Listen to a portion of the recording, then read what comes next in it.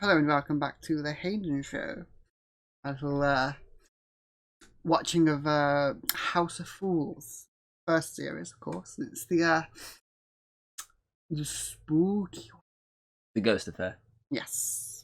About ghosts. Like Martin. Like Martin. The ghost that Julie's been hinting at for the entire series. Do you remember him, lads? Got another one.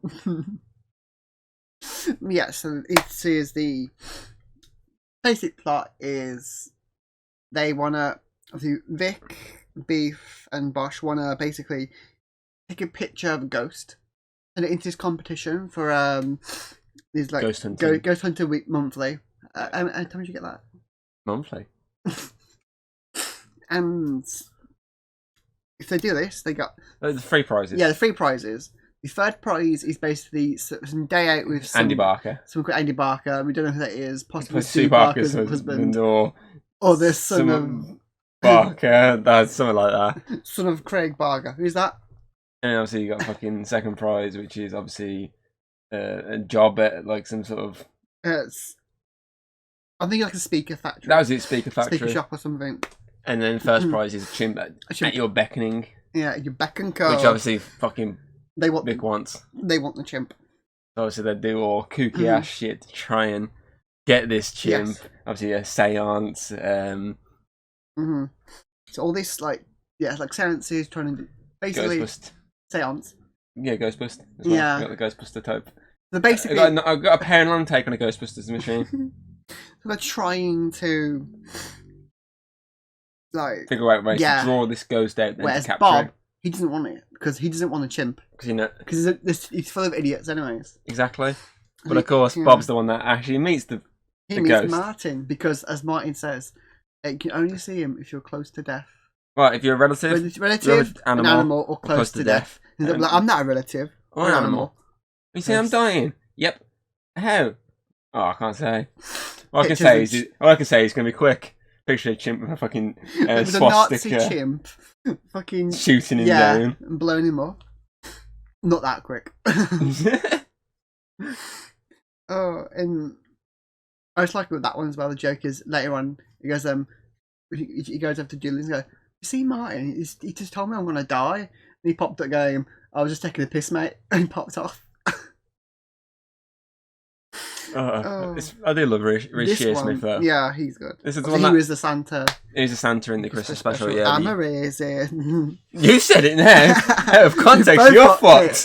We've both got clips. Out of context, you're no fucked.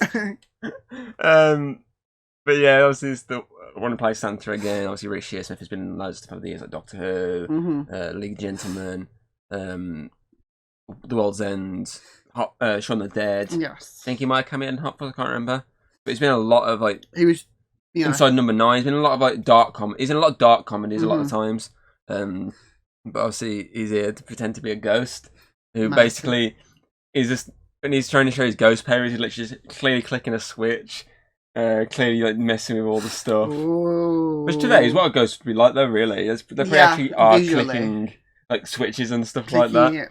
But then obviously he fully shows his ghosting abilities when he uses his fucking power to basically turn the lights off and then sort of weird CGI bulb and fucking like Street Fighter fucking Hadouken. Hold on, let me go again. You mean is that the finale? Not got one more. It's when he goes all the way back though. He's like, "Come on, Bob, we're trying to seance in here. Can you see that guy over the bookcase? What guy?" When you're finished, like looking up the ceiling, practicing you looking up the ceiling. Yeah, see, obviously, each like there's 3 sets of group is plots. Obviously, Julie's got the plot of she has the picture, and she can also see Martin, and also wants to be involved with these lot. Obviously, you got Bob who can see Martin, but she's trying to stay away from these lot. He wants them to fail. Yeah, and obviously then you got these lot who basically can't see Martin. Obviously, have interactions with Julie heavily, and are trying to summon this ghost, but obviously. A bunch of idiots. I mean, fucking Bosch picks up a chair, throws it for a window, and then starts doing fucking the worm. If I was an idiot, could I do this? And then obviously, Beat as well. If I was an idiot, could I do this? Rips the fucking shelving, the shelf doors off, and then they actually obviously have a little scrap of each other and beef. I'm gonna get into some of that action. Obviously, they're fucking knocking each other out and whatnot, and obviously then the best bit is when they're actually doing the seance and fucking they hit Bosch around the head with the camera, and it starts to basically make him go into different versions of himself from the past until eventually he's like a caveman, and he's basically like trying to what is laminate he's floor? Trying to essentially bone beef because he sees sexy woman. I mean, as the ghost has asked Bob, which one is your boyfriend? Is it the long-haired one? And he goes, if I had to pick one, yeah. See, this is the one, obviously the pork pie one I remember for being with the pork pie, but for me, this is the one that does heavily stand out. Oh, definitely. The most, because it's a ghost. It's obviously one they've been building up to, with little references, and then when it actually happens, it's actually quite humorous. It's actually quite humorous. The penny drops! Yeah, it's like the fact that they built it up for so long to get this, and it's like perfect payoff. Like I haven't watched this one before. Oh, you have? No, I think out of all of the ones, it's the only one I haven't watched. So I've watched all of them with you before. You're very forgetful, so you probably have. I remember watching most of them, but I remember this one. So, personally, I think I've not watched it. This is my first time watching it. To me, if that's not true, then you're an idiot. But if I was an idiot, could I have in front of the TV over? Point taken. I'll take it back. But yeah, so it's a lot more of a standout than most of them. Because it's the concept, the fact that they built it up, the whole concept is like the ghosts and stuff. It's a lot more interesting and fun. Especially like when they're setting up the seance and you can clearly tell them they're moving. Yeah. Oh! Are you a Victorian prostitute? Are you a Victorian whore? Oh, it's... Do you have Dickinson real deal up in heaven? Oh, it's good. It's a lot more of, I think, stronger plot. Especially the start when obviously he's like, there's a ghost in here, isn't there? He goes, yeah, I keep hearing like these ghostly wailings. I keep hearing different things, and I hear ghostly wailing, and what's he go like? He's like, and then fucking Bosch walks through making the sound. He's like, well, that's that one. What's the other ones you can hear? I think it's Scotland. Huh? They're scratching on in the walls and floors and stuff. It shows the rat mole beaver thing again, stealing a mousetrap. And then there's another one as well. He hears, and obviously everything has an actual explanation. Yeah. And obviously fucking Beef also joins in with his sword. It's a clarinet. It's just a clarinet. Drop kicks it. Flies into the fucking Bob picture like the Gauntlet in episode 1. Yes. And it starts fucking playing it. Good little full circle to that joke. The very first joke they really did. So it's a good like throwback joke. But this time a clarinet. That's definitely not a sword. It's the way he thinks is a sword, and so I'm like, and he even pulls it out like a sword, and he's like, oh no, it's clarinet. So I was like, what is that? Is that a clarinet? And he goes, it's a clarinet. And he's like, he's got a crucifix and the beads and stuff, made out of mungo bean or something like that. And they keep laughing at Vic for his contraption because it's very clearly like a makeshift. Like, what's inside of it? It's talcum powder. It's just talcum powder, but I got it from some Persian guy. So I got talcum powder. Fucking idiot. And then randomly you got that Julie plot of her getting a bum plumped. Yeah. Because she got a little shelf at the back, and they put a little. Do you want me to dress it for you? Yeah. What are you doing? Putting the bonsai tray. Oh. Put like a bonsai, like a little ornament. I swear we've seen before as well. Probably. He's by the TV. Popped it on. And it's just that weird like thing of the whole. Oh, you can have the picture if you just do this. Drive up to me and just ask me directions. Yeah, it's like excuse me, I'm lost, and can you tell me the direction to the library? I'm sorry, I'm not from around here. And it's like what? And she starts fucking cracking up. Oh, they get it every time. It's like, you can have the picture then. Yeah. Goes out. Oh, you moron. You tosser. That's it, tosser.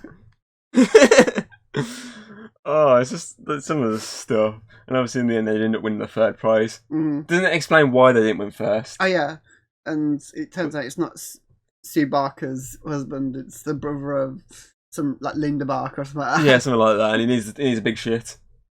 And so he takes his bike upstairs. Like, I can ask you a question.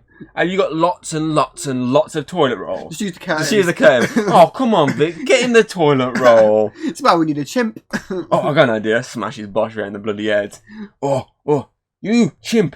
Get me toilet paper. What is toilet paper? What's oh, then Julie says something about oh, what's Julie ask? Oh no, so Beef asks for African woman. Yeah. What is African woman? Yeah, Julie. Get me some strawberries. I know strawberries. Julie asks to fucking basically. Yeah, to basically go down there or something, and he's like, oh, as a little wink at the camera, and it ends, and then the classic. Everyone have a lovely day, and then they're going around. That was a bit when Bob finally gives in and gives. I think it goes like, if I don't get I want to kill myself. And he's like, yeah, then. And they're all start speaking with that dodgy American accent. Yeah, you're a top guy. You're the best kind of guy. I always thought you were an asshole. Talking that sort of bit of the accent then. Yeah. Was it the trumpet, the fucking the horn they have at the start? Oh yes. It keeps fucking honking constantly, and obviously fucking that blah Eric, blah blah. Eric gets it in the end, and fucking keeps taking the piss out of him. And in the end, honks his fucking toupee off his head. I do like when he come the argument over the horn. Like, just give me the horn. And he's obviously Eric is behind and goes, what? Oh, that's a cool horn there, Vic. Can I have it? Yeah, here you go. Honk. Can I take this upstairs? Yeah, go on then. Oh, hey, Eric, you want me to come in and do a really cool honk on that horn? And he says something to him, and he's having a go. Oh yeah, he's just like, fuck off. Yeah, basically. No. Oh. Talking of fuck off, there's a bit as well, and obviously they're laughing at fucking Vic, and Vic's like, oh, you two are laughing at me, you can more just F off. You laughing? You laughing? No. Oh, fuck. It's just a really good episode. There's a lot of good laughs. This is probably the most top quality one as well. Genuinely great. It's definitely up there with the Christmas one. Mm-hmm. Yes. Anything else you want to talk about it? Let's talk about all the things I liked about it. It's quite funny. Yeah, the very makeshift Ouija board that's just clearly a piece of paper. Yes, that's so stupid. It's a bit like a seance. No. It's I think this one's a lot more slapstick as well. Yeah. Especially that bit. The camera. Yes. A lot of it's very slapstick now compared to normally it's like cartoonish slapstick. This one's like heavily which makes it think even more funny. Yeah. So this one's definitely a good top quality House of Fools episode. Exactly. Let's move on, shall we? You want to rate it, yeah? Yes. Now. Okay. I left the phone behind us. Of course. Okay. Right.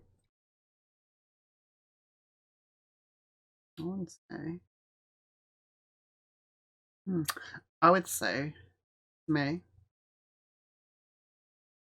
I'd put it just below the Christmas. Just below the Christmas? I think the Christmas had an extra, because the Christmas one, it's a bit more, but still pretty good. So I'd say 98.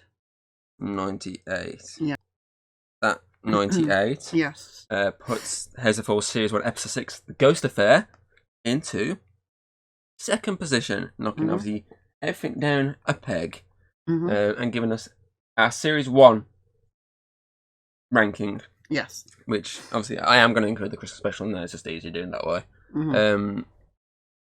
So, obviously, the main episodes, obviously, The Ghost Affair is your favourite. Obviously, the Christmas special, obviously, takes over the whole lot because it's Christmas. Okay, so, what would you say was your favourite part? Of all the whole... Of this episode? Of this episode? Oh... I would say quite a lot to pick from.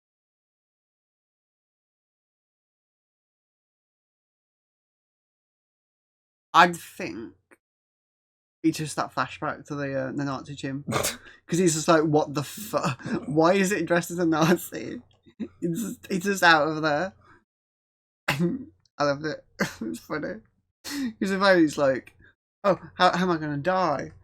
And it's obvious that if they got that chimp, Bob would have died. So the chimp would have killed him? Yeah. Because that's what happens when you buy chimps. They kill you. It's not exactly like that there. Beck and curl. Okay.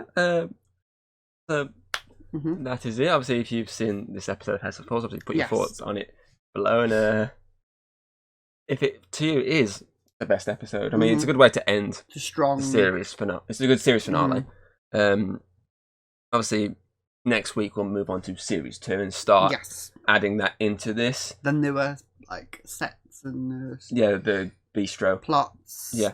So we'll move on to that, and obviously, as I said, by the end of that, which hopefully should be the end of April, we'll have 3 rankings, as I've already said a few times now. Yes. So yeah, obviously we'll move on to that quickly next week, and until then, obviously, I hope you liked it. If you did, like, subscribe, and check out the rest of the House of Falls on Twitter and all the other Hayden shows. And we shall see you next time. Bye. If you like what you've seen, don't be afraid to throw us a little like and subscribe. That's always very appreciated over here. And, well, I'll see you on the next video.